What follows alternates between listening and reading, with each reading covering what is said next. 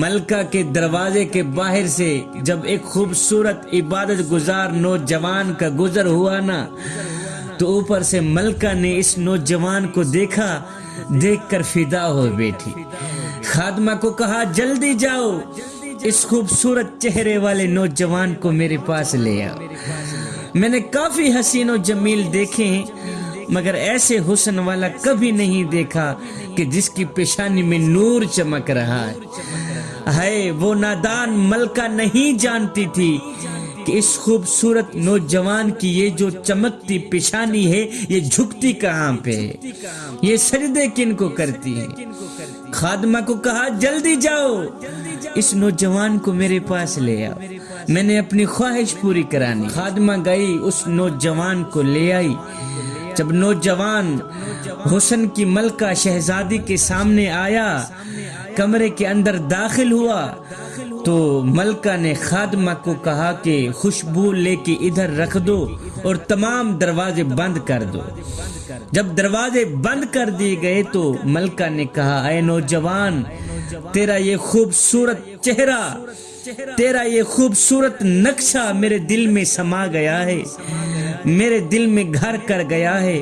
میں تجھ سے محبت کر بیٹھی ہوں، عشق کر بیٹھی ہوں، بس فوری طور پہ میں تجھ سے اپنی خواہش پوری کرانا چاہتی ہوں۔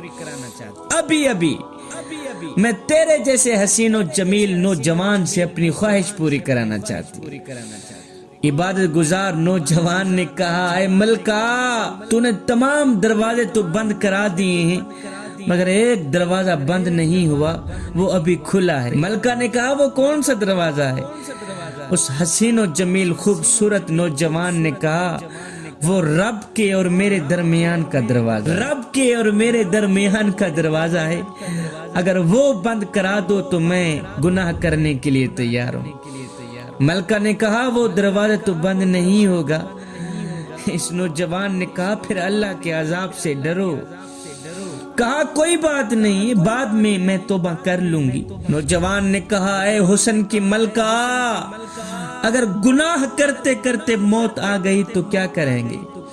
دوران گناہ موت آ بھی گئی، اگر توبہ نصیب نہ ہوئی بتا تو صحیح کیا کریں گے؟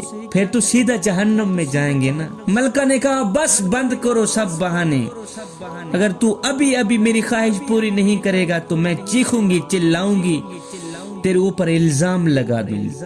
جب ملکہ نے زیادہ ضد کی تو اس عبادت گزار نے کہا اچھا پھر میں نے واش روم جانا ہے، واش روم جانے کے بعد تو جو کہے گی میں ویسے ہی کروں گا۔ نوجوان جب واش روم میں گیا تو کیا کیا؟ گندگی اٹھائی، غلاظت اٹھائی، اپنے خوبصورت جسم پہ مل ڈالی، سارا جسم گندا کر دیا، غلاظت اپنے خوبصورت جسم پہ مل کر بہر آ گیا۔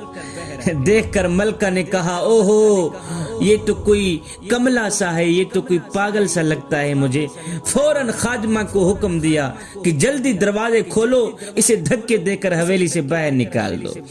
خادمہ نے دھکے دے کر اس نوجوان کو باہر نکال دیا۔ باہر نکل کر یہ نوجوان پانی کی طرف جا رہا تھا اور خود سے مخاطب ہو کر اپنے نفس کو کہہ رہا تھا میاں پریشان نہ ہو، گھبرا مت، اگر تن گندا ہو گیا ہے تو کیا ہوا، من تو گندا نہیں ہوا۔ تو پریشان کیوں ہو رہا ہے؟ تن گندا ہو گیا ہے تو کیا ہوا، من تو گندا نہیں ہوا، ہمارا من تو پاک ہے۔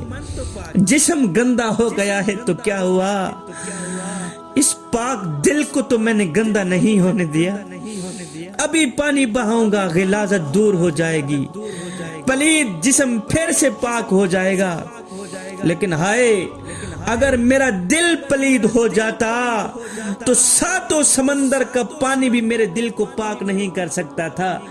خود کو کہہ رہا تھا میاں پریشان کیوں ہو رہا ہے، گھبرا کیوں رہا ہے، اگر جسم گندا ہو گیا ہے تو کیا ہوا، جس دل پہ میں نے کریم رب کی محبت سما رکھی ہے وہ دل تو گندا نہیں ہونے دیا۔ تن میلا ہو گیا ہے تو کیا ہوا، من تو میرا پاک ہے۔ جسم میلا ہو گیا ہے تو کیا ہوا، دل تو پاک ہے۔ شبیر قمر بخاری کے بیانات سننے کے لیے ہمارا آفیشیل پیج لائک کریں اور ثواب کی نیت سے ویڈیو کو شیئر ضرور کریں۔ جزاک اللہ۔